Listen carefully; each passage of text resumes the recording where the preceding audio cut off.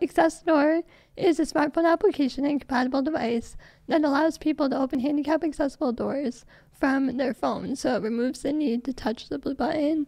It removes all the engineering flaws in the current technology and makes it a lot more user-friendly for people with disabilities.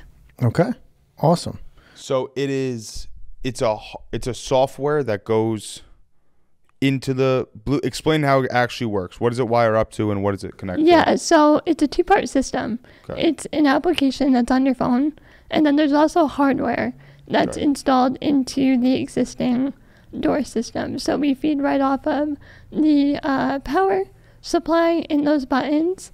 It basically just makes it compatible for a phone to trigger it. Okay. And this is all proprietary equipment that you've designed and Yes. come up with yourself?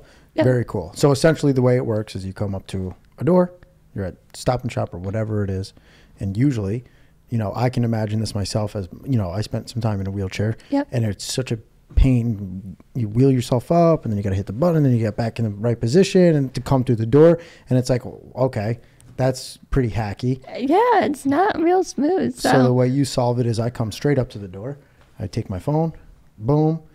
It's all touch, or is there like a voice? So we feed off of built-in accessibility features. So with smartphones, the beauty of it is you can use voice activation. So think of like Siri. You can also use something called eye gaze. So let's say you aren't able to use your voice. You are able to use your phone with your eyes. Wow. So as long as you have eye movement, you should be able to open the door. Is there anyone who is in a wheelchair or disabled who can't use the device? We haven't found one yet. No. We So haven't basically found you Oh. can do anything. Yeah. Voice, if you could touch it, if you can look at it. That's crazy that you can look at I it. love that. I Yeah. want to get Fucking it make just it so I click. could walk up and That's be like, crazy. yo, Siri, get the dough. Yeah, open the door, sir. Open the door. There you go. Well, like, why did you feel the need to create this specific product? Because a lot of people don't think about it, obviously. But Right. and then you think, oh, well, they just click on that button, no big deal. But it's probably a lot of people can't click on that button if you're in a wheelchair, Exactly. So it came about on personal experience. Okay. I was a freshman in college, and when you're in college, it's your first experience being off on your own, Yeah. right? A lot of independence, not relying on other people. And one thing that always got in my way during the day was opening doors. So one day, I ended up getting trapped in a building because nobody was around. It was kind of like a weird time of day. So I ended up using my phone to call a friend to come over to help open the door. And that was kind of my aha moment or my light bulb moment of why am I using my phone to get help when I could use it to help myself. So that was kind of the spark behind it. And from there, we built a team. So right now it's a team of 4. Okay. It's myself, Jacob, who's our head hardware and software engineer, and we have 2 sales members on the team. So it's been, running ever since. Yeah. Oh, I want you to go into details about, from spark to first use.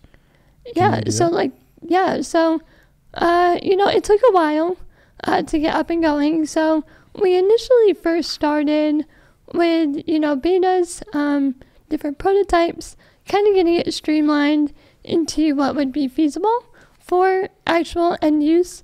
So we went through that. It took about, I want to say probably 2 years to get to the point where we had an actual functioning unit.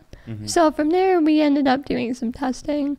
We've competed in different business plan competitions. This whole company is actually funded off of prize money from competitions, so we don't have investors or Oh, wow. anything like that. We bootstrapped this whole thing. Figure a tech company, you want to think maybe 100 grand, somewhere around there to get it up and going. We've done this whole thing for under $30,000. Wow. So a lot of Let's sweat, go. equity went into this, but it works, and we've gotten to this point so far. So what's your strategy then? Because this is a business where everything is already in place, so to speak. Like if you go to any colleges or big campuses, things of that nature, hospitals, whatever, they have the blue button. So is your job or is your strategy just to get in as many of those as you can, and you kind of have like a headhunter style of going to them straight up and just talking to them? Yeah, so we've done a lot of, door-to-door sales, if you want to call it that. Love it. Ultimately, our end goal is to partner with the producers of those buttons so that we don't have to do this as a part B.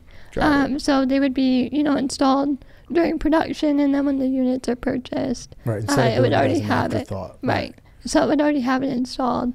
Not like it's a big deal. It takes 5 minutes to install our unit, so it's not that much work to do it after the fact, but it definitely would save us a lot of legwork on that piece. So then you're looking end game for this would be a nice exit. Yeah. Yeah, to sell it. Yeah. Sell it. Genius. Yeah, royalties. We could do royalty deal on it. Yeah. Yeah. So what are your numbers right now? Like how many places are you in? How much sales have you done? Stuff like that. Yeah, so we're in 4 locations. Okay. At this time, we're in 150 doors. Okay. We're wrapping up beta testing. Okay. So when COVID hit, it kind of delayed our data gathering because nobody was at college. Everybody was either trapped in their dorms or at home. So we weren't getting the user feedback like we needed. So we're wrapping that up. We're hoping by January 1st, we'll be ready to hit the ground running for the new year. And anybody can purchase it at that point. So interesting. Like how old is the Blue Button thing? Do you know when it was created? It's over 50 years old, and it has not kept up. And it's with so the technology. No. If you think about it, it's so utilitarian. Like how, like, I don't know. I'm trying to think of people that we know in a wheelchair. Even JJ, who we interviewed, he can function and move his arms, but to move all the way up like that, to get all the way up over there is not easy. Yeah, he wasn't able to You do know what that I mean? at first. Yeah, for he sure. might be able to now, Right. but It seems like the smaller populations of people that experience these things, it's always that technology that comes in last. Exactly. And like I think about that stuff too, because like this prosthesis I have, like there's nothing complicated about it. No. There's not a lot of research that went into this thing, I feel, over the years compared to other technology. The fastest car in the world, 20 years ago, took 6 seconds to go 0 to 60. Now they do it in 1 second. Yeah. Where this hasn't changed a whole lot. No, so the disability market and the assistive technology is such an underserved market, and I don't understand why. Because there's millions of people that have disabilities, whether it's vision or physical. I think I blame it on population though, because there's millions of them, but there's billions of others. Exactly. And I think that's what it is. Yep. okay.